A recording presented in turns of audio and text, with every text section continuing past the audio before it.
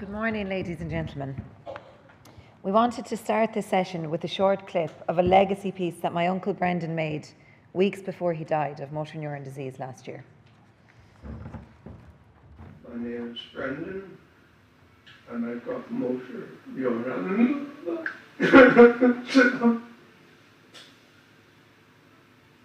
And 10 months ago I was perfectly fine.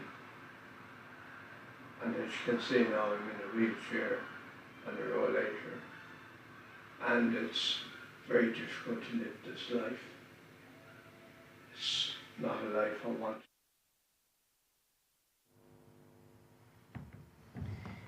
Standing here this morning brings a lot of mixed emotions. In the final year of his life, after being diagnosed with motor neurone disease, our uncle Brendan discovered the Die with Dignity movement.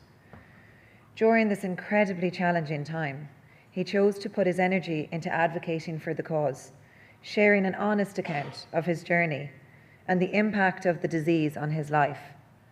His strength, dedication, and courage are the reasons we are standing here a year after his death, to ensure that his words continue to resonate.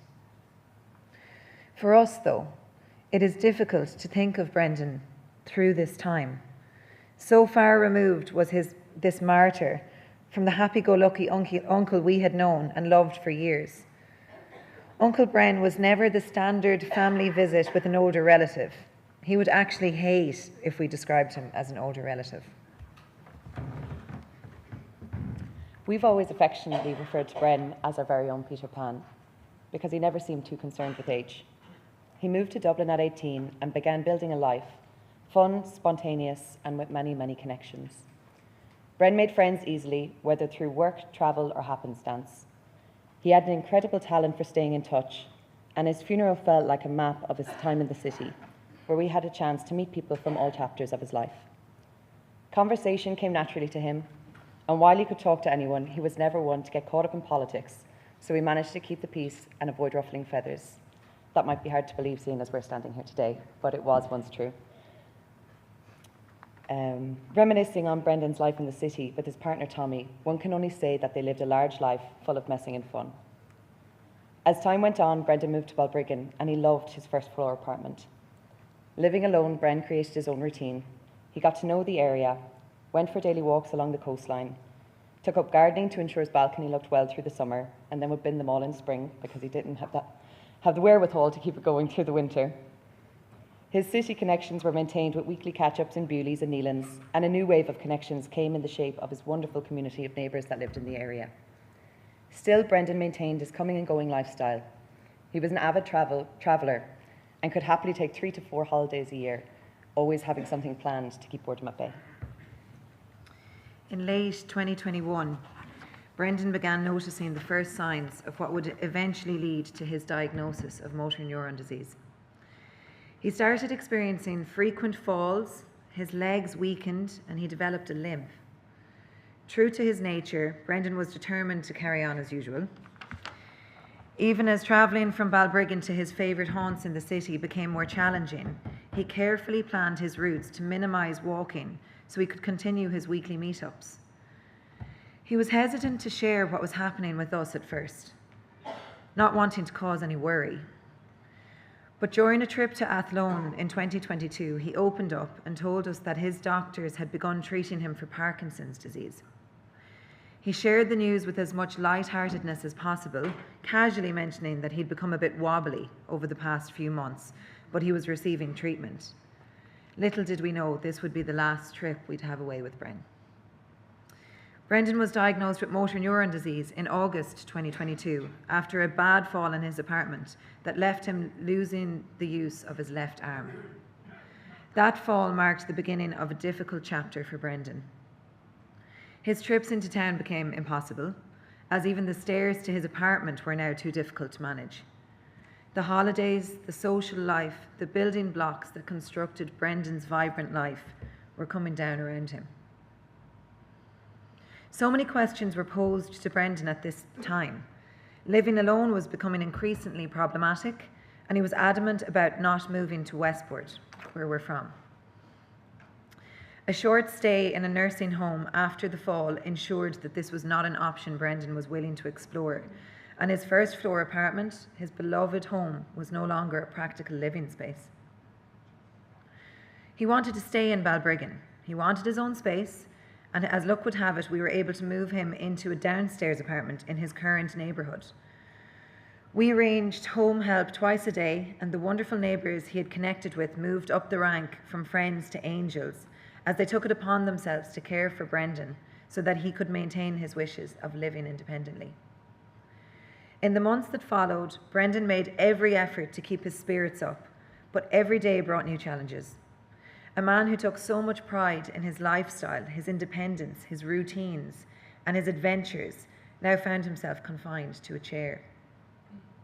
His morning routine, getting from bed to the kitchen to make toast, and then to the living room to have breakfast, was something he clung to until the end. What would take most of us just a few minutes now took Brendan an hour or more to achieve, but he needed to do that. Offers to assist in this small mission were not well received. So many of Brendan's routines were impacted, housebound, and only able to venture out in an electric wheelchair when assisted by the trusted angels. Brendan struggled so hard to adapt to his new pace of life. It was no surprise to our family when Brendan began discussing the idea of dying with dignity. Knowing the person that he was, we were acutely aware that he was living his nightmare. Being increasingly incapable to care for himself, and the fact that in a few short months he would no longer be able to complete his morning routine, let alone put himself to bed or use the toilet without assistance, were thoughts that surpassed embarrassment. Brendan was coming to the realization that his life, the one that was carefully constructed through adventure, hard work, and friendships that had been maintained over the course of years, was now over. Motor Neurone Disease had taken so much more from Brendan than just his physical abilities. It had effectively taken his life long before he passed. This marked the beginning of Brendan's involvement with the Die with Dignity movement, through Janie, of course. Here he connected with like-minded people, courageously fighting for people like him who refused to endure a prolonged illness that stripped away his sense of self. As a family, we were devastated to see that this was where we were, but we could also see a renewed sense of hope and purpose in Brendan. It was so important to him and a source of real comfort to share his experience. Although he knew he wouldn't live to see the legislation pass, Brendan took solace in knowing that in his final months he had made an effort to emphasise why these rights were so vital. So how did this affect us, you might ask? Brendan was afraid of death. In 2017, our father was diagnosed with terminal cancer and died within a matter of weeks. Brendan, his brother, was uncomfortable with visiting our dad in his final days. He was his only surviving family member and his best friend, but he balked at being up close and personal with death and watching his most loved one die. He often cited that he was afraid of death and being alone with it. But he was so unhappy in the final year of his life as his independence trickled away. We tried to be with him as much as possible. The distance between his life and home on the East Coast, ours on the West Coast, and the ever-present sense of guilt at not being able to be with him all the time in his debilitating state caused us a lot of pain. As a family, we all agreed that his quest to legalise his right to die with dignity, with family by his side, was never up for debate, and we all supported him in the quest. But when the hard decisions had to be discussed around who would accompany him to Europe and to avail of these services, how it would affect those that went with him legally, it became a bone of contention in the family, and we found ourselves divided. I would be lying if I didn't admit that to continue the legacy of the work Brendan began has caused disorder in our family now.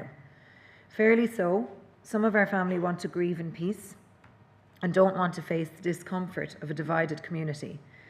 They cite, where does the buck lie? How are the government going to fairly assess people's needs on this? And how does mental health get accounted for in the process? Myself and Sarah don't have the answers to this, and that is why we are still here, representing our brave uncle, listening to everyone speak, to see how, as a community, to move forward with making this legislation a reality. Brendan passed away alone in his apartment on the 3rd of August 2023. His battle with motor neurone disease was too short, but we hope that his struggle with help will help ensure that other families don't have to live with the knowledge that their loved ones suffered in their final months. It is difficult knowing that, in his last moments, Brendan was alone rather than surrounded by the people who loved and supported him. Our family deeply regret not knowing how he felt that day, whether he was afraid or at peace. If we had the chance, we would have held his hand and said our goodbyes.